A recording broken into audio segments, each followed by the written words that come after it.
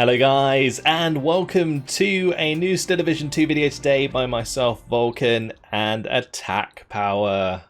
Hello everyone, good to be back. Some phantasmical Steel Division 2 fun. Oh yeah, it's going to be great. In this video, we have for you game 1 of a best of 3 between Yamin and Farid in the quarterfinals of the Division 1 Season 11 playoffs of the Steel Division 2 League.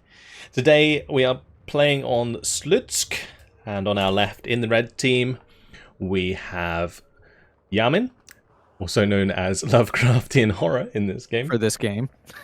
He is going to be playing with the second French, and on our right in the blue team we have Farid. He's going to be playing with the 17th SS, both players using the Maverick deployment type. What do you have to say about this? Yeah, I mean, two very solid divisions. 17th SS, kind of surprised to see that one slip through, although pretty sure Koenig has said, or I know Koenig has definitely said to me, but maybe Yamin feels the same way, that second Blinde actually matches up pretty well against 17th SS.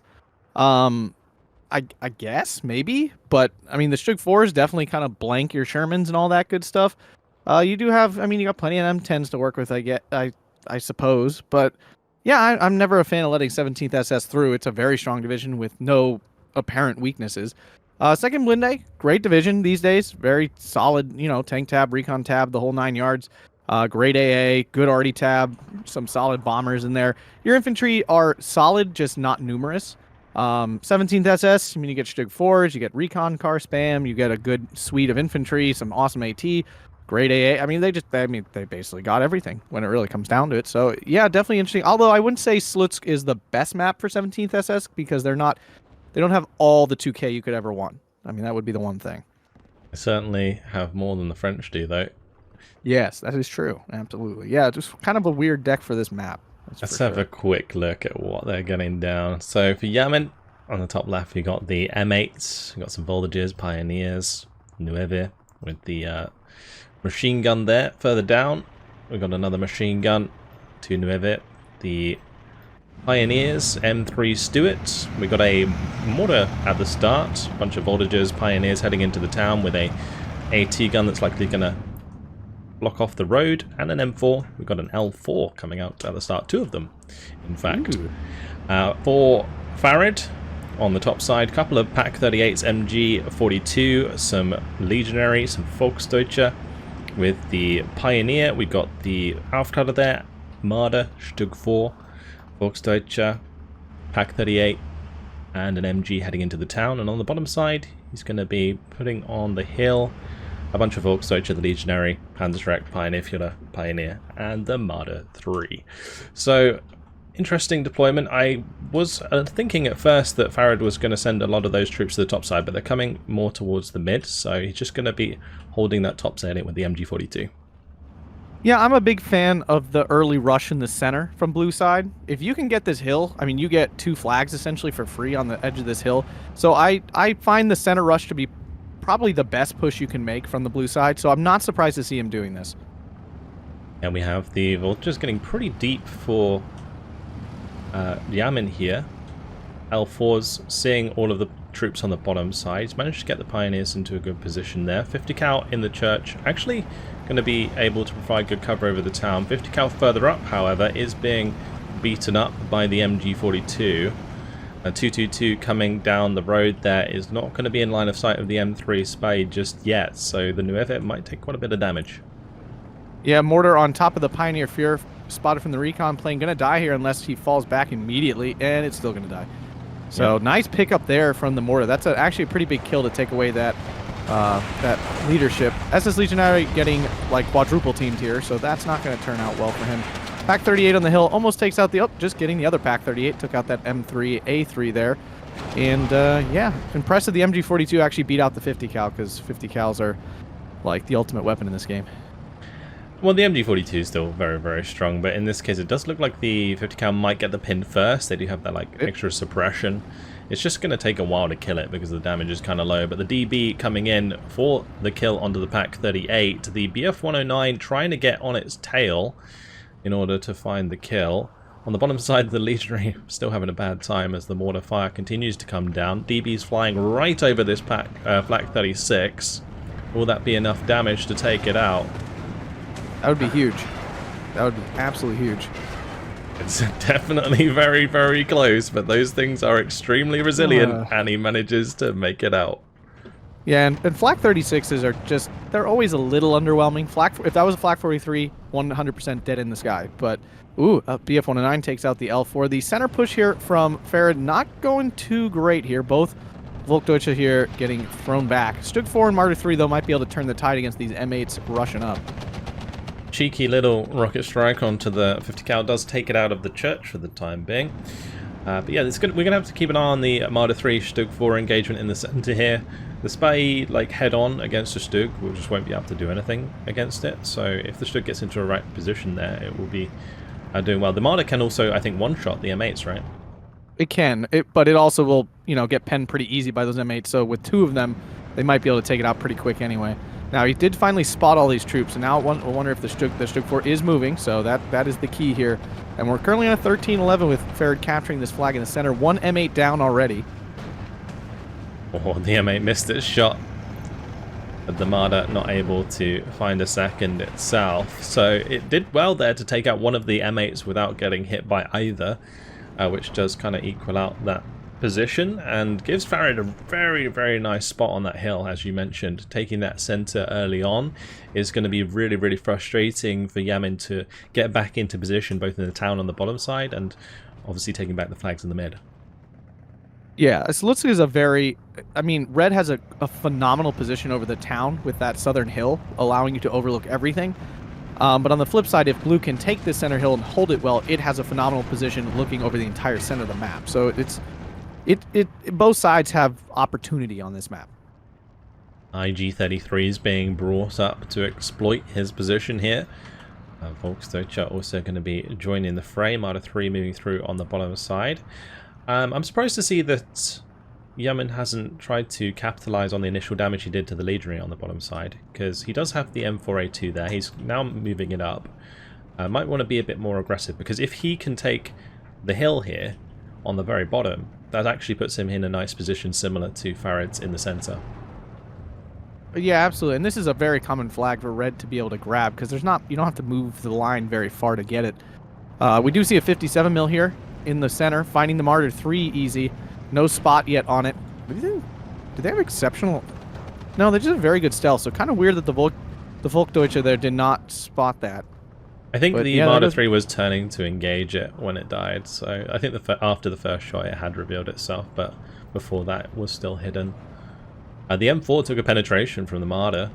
Yeah, but also gave one, so whoever gets the first shot, and it's going to be the Sherman. The Sherman always gets the first shot. Or the 57 can, as the Martyr 3 goes down. Legionary take out the voltages. I'm really not a big fan of some of the French infantry, to be honest. I feel like the voltages can be extremely lackluster. I guess they don't have a machine gun, do they? Yeah, they lack an LMG. So I mean, they're cheap. They're 20 points. Yeah, they're 20 points because it's 5 points for the half track. So they are cheap, and for a 20-point infantry, they're above the curve. But yeah, I mean, if you're stacking them up against units with LMGs, yeah, they suck. So Panzergrens suffering the same fate as the legionaries on the bottom side. Oh yeah, DB in again, does get his bomb strike off just fine. Flak 36 not enough to stop that. Did kill off a legionary, but I mean, he was basically dead anyway. So, yeah, although one man can throw a Molotov, though, that is true. If he gets it off before he gets shot, then sure. One man always does. On the bottom side, 57's in a good position again. Going to be taking out the Marder 3 there. Very, very nice indeed. Pioneers getting the flames onto the enemy Pioneers, though. The HE grenade did come through before he retreated, but because the Pioneers were already on retreat themselves, it's not going to matter. BF-109 coming in. Already used its rockets. Does manage to shoot down the helicopter. I've been playing too much Warno. I was going to say, a little too much Warno there. Recalled helicopter. That's one of the few spams. It's one of the few spams we don't have in this game. These BF-109's got another one coming in now, looking for the rockets onto the 57mm AT gun. Isn't going to be able to kill it in the one shot. No. I find those so unreliable.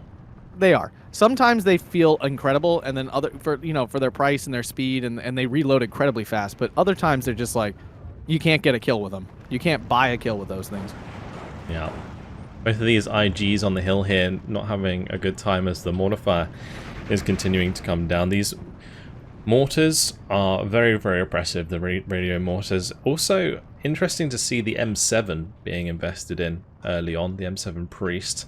If that does direct hit the IG, it can do a lot of damage, but at the moment, not having much luck. Just pinning them down. Yeah, I mean, it's a good piece to call in early because it has a massive number of shells, so it can fire for like the entire first half of the game all the way into C phase almost constantly. So, I mean, if you can keep it firing, you can definitely get a ton of value out of that thing. I think the voltages are just creeping around the corner of the hill there just to see if they can potentially find some surrenders, but still plenty of units in position for Farid to stop that from happening. Seems like both sides are slowly sort of creating concentrations of units. We've got Yamin creating a concentration on the bottom side that he's been using to slowly pick apart the position there. And we've got Farid who's still trying to get an overwhelming hold in the center. Yeah, he's really trying. I mean, he's got a lot of IG-33s. He actually has 2 IG-33 cards in his deck, which means he has 9 of these things that toss around, which is why we're seeing them being called in pretty aggressively. We see our first shot of an IG-33. Will it kill that Bofors? That would be massive. Oh, you'd be crapping yourself if you're in that Bofa. Yeah, that would have been a huge loss because that Bofors is key to stopping this BF-109. Well, B phase when we get to B phase, Farid gets access to the Nebelwerfer, and I'm having a feeling that'll probably be coming in. Yeah, that will certainly start to break any stalemates that are here. But honestly, the French are generally quite a mobile division. He is bringing in more of these M8 Scots. He's got the M3 Spy there again. And Farid, he does have quite a lot of AT guns around the place, but 2 of them in the center here are a little bit out of position, it seems. Only the one on the hill further back is in a good position to cover. Oh, there is actually one in the center further back as well, in the light cover there, that will catch out this M8 and M3 as they come up. M10 just took out the Slutsk 4, which is allowing this Obusier M8 and Spahi to get up on the hill, but they're running away. Okay, the Pack 38 is spotting them there. That's why they're making a run for it. Yeah, it's going to be real tough pushing back up that hill. 57 taking out the 222 in the center that brought in the Auftaler. The Slutsk 4, will it be able to reply? It's actually firing at the 50 cal in the church, so that will be falling back. 81mm mortar looking for the kill onto the 37 AA, and that will open up the bombers once again, but BF-109 coming in with the rocket strike onto that infantry. Infantry has already fallen back, so limited damage. IG-33 sending a heat round, perhaps? Yes, actually is. Barely ever see these things use a heat round. Down one goes. BF-109 going after the voltigeurs here, but they fall back just in time. Yamin on his micro as always. M10 and Stuart go down. That's just pretty bad armor loss there for blanking. Yamin. Yes, because this name is throwing you off. Use your name. Did the M10 die to the flames? It looks like it no, did. it blew up. I thought it died to the Pack 38 there. It was totally out of line of sight. I think it was the BF-109 flames. I don't know. It's very, very strange. Very, very strange. IG-33 clears out the voltigeurs out in the open. Slutsk 4 against the 57 mils should finally kill this off. And there we go. That 1 health AT, you know all about those. Yeah, 1 health AT guns that just hit the most impossible shots over and over and over and over again. Yep. We are now into B phase, so we see a second Obusier. No. Oh, there's a Nebelwerfer coming in for Farid. I actually expect him. I would think he might throw that after the 81 mortar, honestly, is what I would do. Because it hasn't moved, so that he could probably get a shot off. Flak 36 will stop one of the DBs, but not the second one, which should kill off the Pack 38, it looks like. Yeah, looks like he's going for that bombing strike. I wouldn't be surprised to see if the DBs come in and just try and hit the Flak 36 themselves, to be honest, because they probably could. Yeah, Since with there's two of only them. one AA in the center right now, one could just bomb it while the other kind of just plays distraction. Farid is realizing that himself. He's got another Flak 36 coming up to back it up. But on this bottom side, I do feel like Yamin's still being very, very slow on the approach here. Just hasn't really focused too much on this hill whilst investing quite a lot of points into it. I honestly think that's kind of just Yamin's playstyle. He's a trader. He like, not trader like with like betraying you, but a trader. He loves getting good trades. Like, you think you're doing well against him, like you're getting ground, you're getting flags, and all of a sudden you look at the end of the game, you're down like 1,500 kills, and you're like, wait, when did that happen? So I think Yamin's trying to play into Farid's naturally aggressive playstyle. Yeah, and I mean that's definitely been the case on the bottom side in that he has got those good trades in so far. And the artillery in the center is still whittling down the units as the M7 does manage to land a shot directly onto the retreating MG42. Yeah, I can definitely, because Yamin's spending most of his time building up arty back here, you know, building up support in his back lines, and not actually all that much time putting a ton of troops in the front line. The Flak 36 to go down, that's pretty bad, actually. And what happened to the second one? Oh, he deployed it a little early. So, Nebelwerfer firing off should be able to kill that M8, I would think. Although it doesn't look like it's actually really targeted. Yeah, it's not quite targeted on the M8, so the M8 might be able to get away with it, unless the last shot lands behind it, in which case it goes down. Oh, Ju-87 actually got really deep there. It got Took two out killed. The M10 and... Well, what else did it kill? Two M10s. It was one on the road and one in the back there, so it took out two M10s. And that's what makes Ju-87 so good. The ability to kill two things at once is crazy good. Yeah, taking advantage of there not being any AA. Yamin realizing too late as he brings in another GMC both on the backside. But yeah, the damage is already done there. BF-109's coming in for rocket strikes towards the Pioneers. Looks like Farid trying to capitalize and grab another flag. That was directly on target, even though he couldn't see it. Yeah. Very nicely done. He did see it. The Volksdeutsche pushed forward and the Pioneers shot at him, so he knew where they were. Okay. Very nice. Yeah, that wasn't magical. That wasn't one of those moments where you're just like, how did he know? No. I mean, well, putting two fire positions on, like in those buildings behind the flag kind of makes sense, regardless, right? So. Oh yeah, definitely. But yeah, he did actually see that one. So nice position here. Farid currently on a 14-10, and since they're in mirror incomes. When you start falling behind, it is hard to get back up because at no point do you ever have an income advantage. So you're always kind of, you know. Now up north, a SPW 231 pushing through. If that finds the Bofors, that would be massive, and it looks like they're going to drive right into each other. Yeah, the 57, even if it unloads, might not have enough time to defend the Bofa, and I don't think Yamin's even noticed. So the 231 here is just going to kill that all. Will it? Oh, no, it does not get away.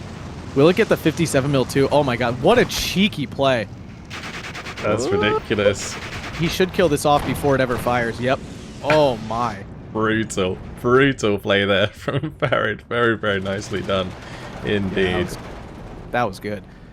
Now we do see a half-track driving up, capturing this flag here, keeping Farid off of a 15-9. Shug 4 goes down to a 57 mil, though. That definitely hurts. Each one of those lost, I mean, he's got plenty of them, but each one of those lost does hurt a fair bit. I'm not a fan of the whole half-track, 5-point half-track capturing a flag, I gotta tell you. It just bothered me. Well, it just feels cheesy. On the top side, the 231 managed to take the recon half-track with it as the spy get left behind. The recon M4 moving forwards there. With the M10, it's going to have to deal with the Stug 4 on the top side. Meanwhile, on the bottom, Panzerschreck manages to hit one of the half-tracks. Kind of gives away the position. Almost could have taken out the M4, which would have been a nice kill for sure. Yeah, we do see Yamin finally making progress down south here. I mean, this Panzerschreck and Pioneer is obviously not going to hold this off. And I feel like Farid's kind of just abandoned the south. He does need to put something here to hold these other two flags, because otherwise those will also collapse too. And Yamin will notice this happening, I'm sure. But I mean, that move is sacrificing these northern flags at the same time, and it's always interesting with Div 1 players to watch them push flanks and stuff and just give up sections of the map. There's always that kind of push and pull. Both these bombers managed to get through on the top side. One really not doing too much damage to the VulcanHDGaming. Second one killed the SDK-Z71 up on the top of the hill. The Slutsk 4 actually managed to get the better of the M10 on that top side as well, leaving just the M4 to deal with the Slutsk at close range. But finally the flag has been somewhat secured on the bottom side here by Yamin. Artillery is trying to take back the one in the town. But 15-9 briefly from Farid. Yeah. He did grab for a second. Ju-87 floating in the back, lost his target, and now can't decide where to go. We do see a Jagdpanzer 4 coming in. That thing should kind of be a brick house in this matchup. There is not much. Like, the M10 is going to struggle to kill that. We do see a Nebelwerfer strike. Not sure what it was after, honestly. Yeah, that seemed well off there. Not really hitting anything at all so far with these 300mm rockets, which can be absolutely decisive. But yeah, no luck so far. Slutsk 4 in a really nice position up on this hill. Going to be taking out the voltages shortly. M4A3 going for the side shot onto the Slutsk 4. Does find the first shot. Can it find the second penetration though through that 400mm of frontal armor? I mean, percentage-wise, no, but because I just said that, it definitely will get this pen right now. Called it. Called it. Freaking called it. Very nice. Ju-87 on the way. Trying to potentially get one back, but that M4 going to be hiding in the back gardens, stopping that from happening. Meanwhile, in the center, the half-track's gone deep. The voltages are also very deep, falling back behind enemy lines. That's not good. Yep. That was a nice little push from Yamin, though. He recaptures flag and like just is forcing Farid to react. You do see a Slutsk 4 heading down south to stop this half-track from Cheese grabbing this flag down here. But the M10 in the middle took out the Slutsk on the hill. It's not good. The Pioneer up north stopping both the VulcanHDGaming up here. I mean, I guess the 50 cal also helped with that enjoyment. It looks like the VulcanHDGaming are stuck. They appear to be falling back, but they are not actually going anywhere. Awkward. And Ju-87 trying its luck on the bottom side, but the 2-star Bofa sitting in wait might actually end up taking down the Ju-87. So. Every time we say that, it never happens. There it is. You know, I cast a lot of games these days, and it has gone to a point where anytime I say something, the game goes out of its way to do the opposite of what should happen. Yeah, exactly. You know that if you were playing that game and that was your Ju-87, that would have been dead 5 minutes ago. It's dead. And it's not even about like what would happen to me. It's just the fact that I said it. The game is like, you know what? You need to look like an idiot. Here you go. It's fail. Enjoy your failure.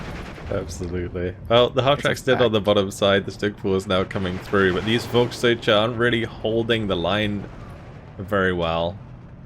I mean, the IG-33 is picking up kills left and right here from this hill.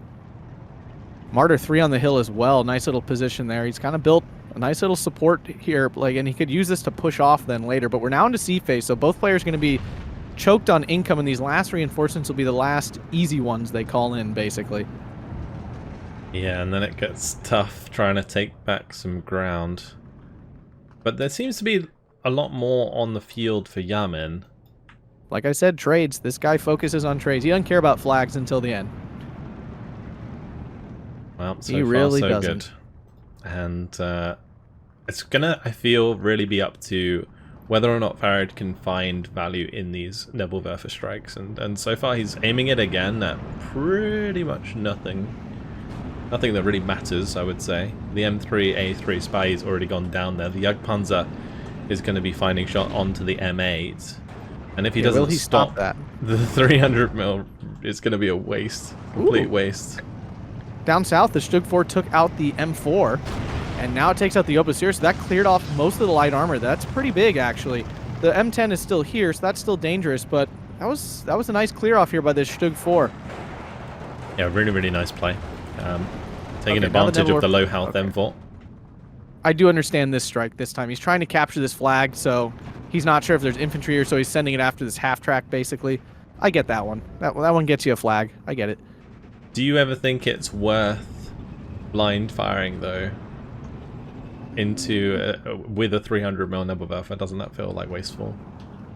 A little bit, but when you're right next to the flag and you're trying to get, if he's that desperate to get this flag, which I'm not sure he should be, but he is clearly, I guess. But yeah, I would agree with you. It's definitely not what I'm imagining using this thing for, because this thing actually can kill stuff. Like, it legitimately can, you know, kill almost anything in the game with a good strike. 15-9 though, Farid's got it.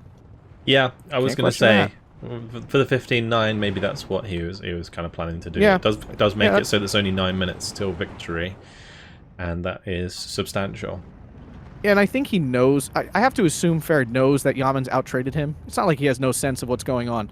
So, ooh, the 57mm gets a side hit on that Jagdpanzer IV. Ouch, that's painful. Yeah, very, very nice kill from the 57. Getting rid of one of those really, really tough units that Yamin's going to have to deal with, and that's one less. The Jagdpanzer Stug 4 engaging the M10 now after the 57's fallen back, and that's a free kill there for those two units. The Recon Sherman here popping out to pick up infantry now. Will the IG-33 get a heat shell off? It doesn't. No, it appears not. Well, there's still a 15. Yep, still a 15-9 for the moment. I mean, yeah, and again, I feel like Farid knows he's being out-traded, so I think he's really desperately trying to, you know, turn the screws here on Yamin. Another net 300 Nebelwerfer going after the Boffer. I do understand that killing the AA can be pretty key.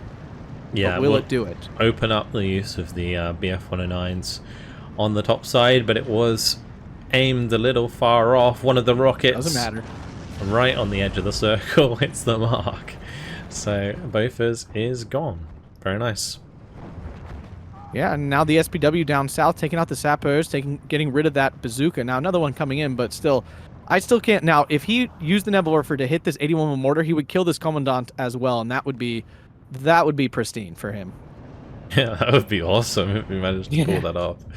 But we'll have to wait and see. The BF-109 was coming for the rocket strike on the top side, but caught by a lot of the 50 cal fire in the center and the Boffer a little further back. So no rocket strike for Farid. But yeah, I don't know. But at the moment, Farid kind of sitting pretty on a lot of these flags, and Yamin not really pulling the trigger so far, and is actually losing a few units here and there as we go. Yeah, I actually think Farid's been trading pretty well in this kind of early C phase. Definitely better than B phase. We just saw an M10 go down south. Definitely better than he was trading earlier in the game. So I feel like if I'm Yamin, I'm going to start panicking a little bit, because if he doesn't trade well on top of being down flags, then he really is screwed. Yeah, like M10s are dropping all over the place now. Like the double Ju-87 M10 kill, the Jagdpanzer, and Stug killing the M10 in the middle, Stug killing the M10 on the bottom side. And these M10s are pretty much the primary way that he can kill Stugs and Jagdpanzers, because they have the most penetration out of all of the units except from like the M476 that he also has at some point if he has them in the deck. He does. He has them in B phase. He has 9 M10s. We've seen at least 4 or 5 go down, so he is starting to run low on those. DB-73 coming in up north. Is there AA up here? There's an 88 and a 36. The 88's on the run, though, so it won't do anything. Yeah. I mean, yeah, I don't know what he does against this this Stug 4 Jagdpanzer 4 combo. DB gets, a pilot unconscious. That's a very unlucky crit there, because he was going to get the bombs off on that IG-33. And it might now go down unless the Arty can suppress the Flak 36 in time.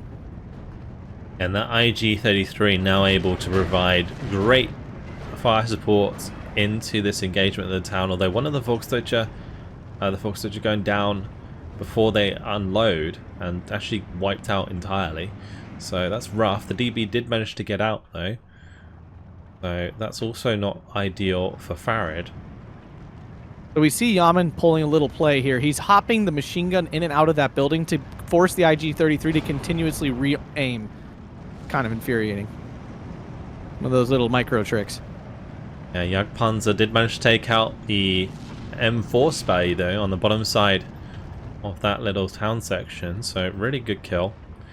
Now the IG continuing onto the Volunteer.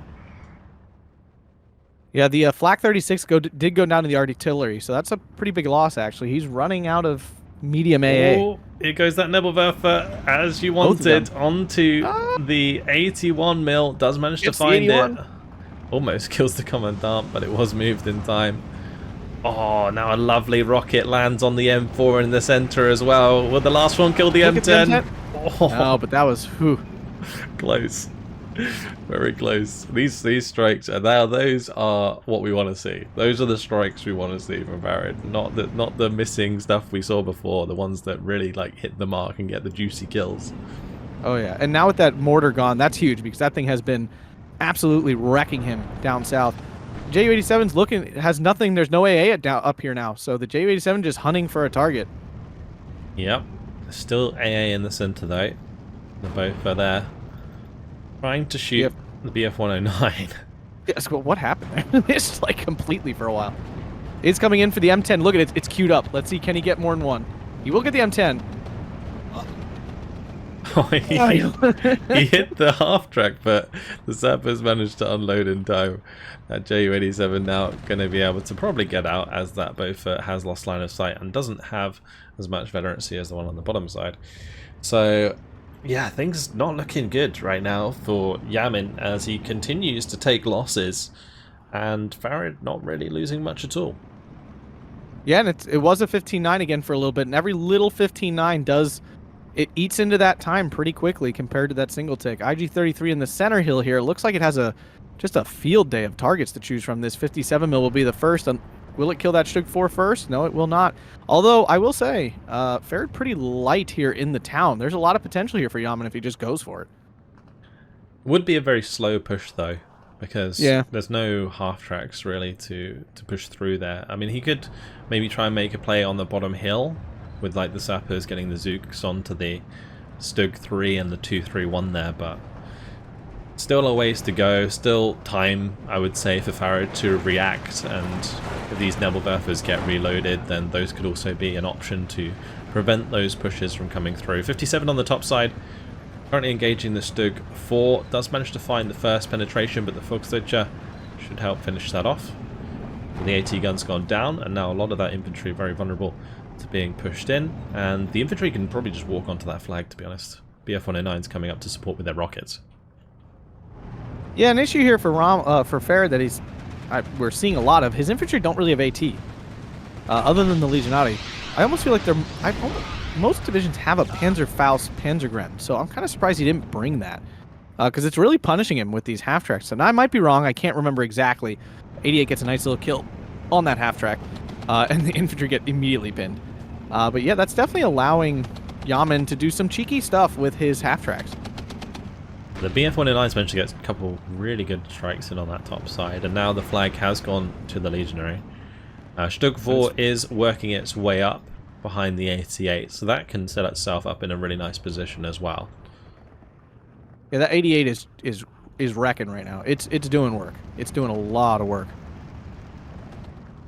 I think these M7s have just... One of them's been out of ammo for a while, so Yamin's not had quite as much artillery support as he had before, especially with the mortar going down in the town as well. He's got another truck coming in, but yeah, I definitely think it's been silent for a bit.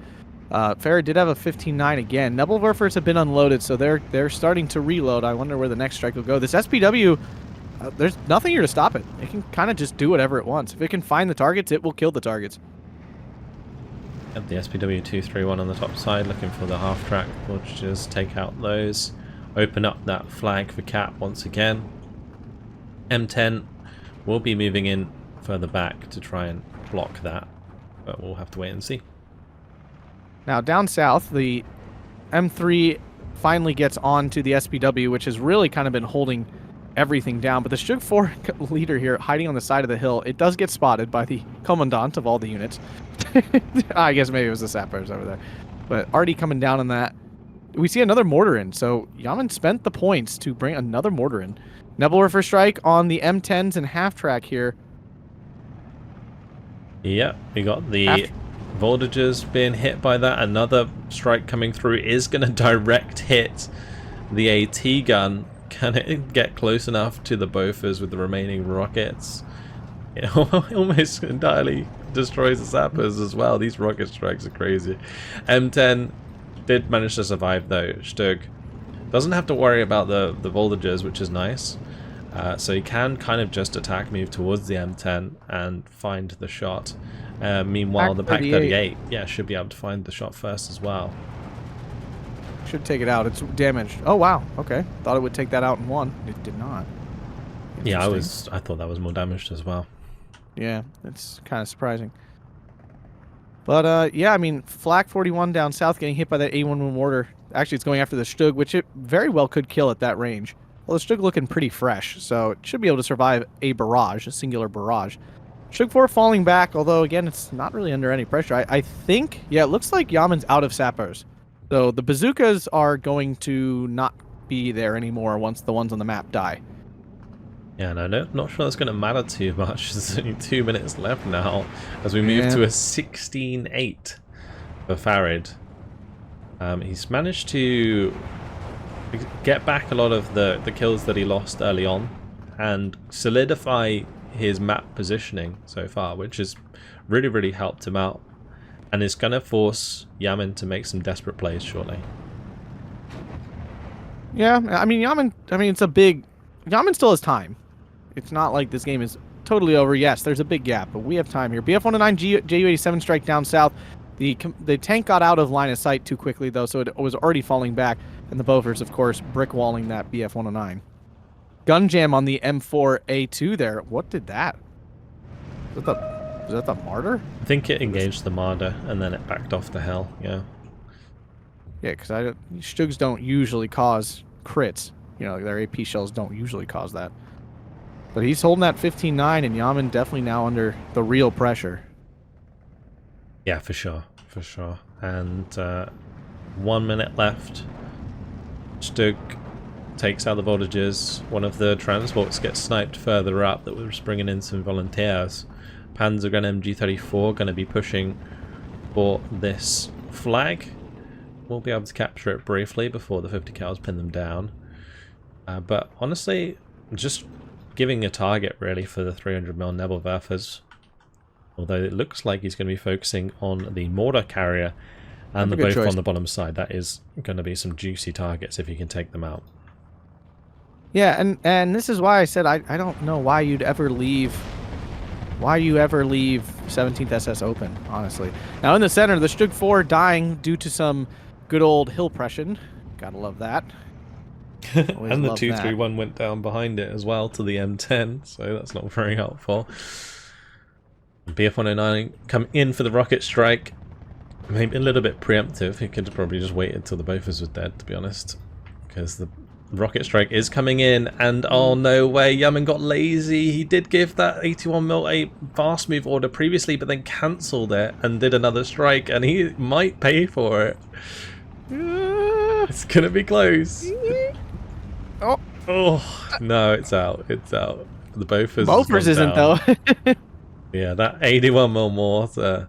That I feel like he should have paid for it, but it doesn't matter regardless, because that is the end of the game. Farid takes game 1 in this best of 3 after 35 minutes and 53 seconds. Yeah, don't leave 17th SS open. In the end, he ended up positive. 2,965 kills, 2,765 losses. So definitely made up a lot of that in the last 20 minutes there. Yeah, I'm looking at the chronology really quick. Right at the beginning, Farid actually got a lot of kills, but then we can see right after that it's basically all Yamin for a while, and then Farid gets a whole bunch back. I always feel like it does look like this. I never feel like it's even trades. It's always one person gets a ton of kills, the other person like freaks out and then does better for some reason. Although, if you look in that 20-ish minute mark, 25, 6, 7, 8 minutes, it's all Farid. All Farid kills there. Yeah. Oof. I was just checking to see if the M7s did well, and it seems like they did over time. Oh, yeah. Certainly helped out quite a bit, taking care of support weapons, and then like the Nebelwerfers kind of doing some work as well. Jagdpanzers certainly being a beast in that game, because the French just don't have anything to really deal with them efficiently. Yeah, Jagdpanzers are phenomenal. Like that unit against any allied division is a house. It's an absolute monster against any allied division. Axis divisions not as impressive. Most of their guns pen 135, so they do get into that Jagdpanzer 4 pretty often. But against allied divisions, whew, that is a spicy unit. Well, congratulations to Farid on taking the first game. Anything else you'd like to add? Game 2 coming tomorrow. Don't forget to check it out. All right, yeah, and make sure to like and subscribe. Good job, Vulcan. All right, thank you guys very much for watching. We'll see you in the next one. Goodbye.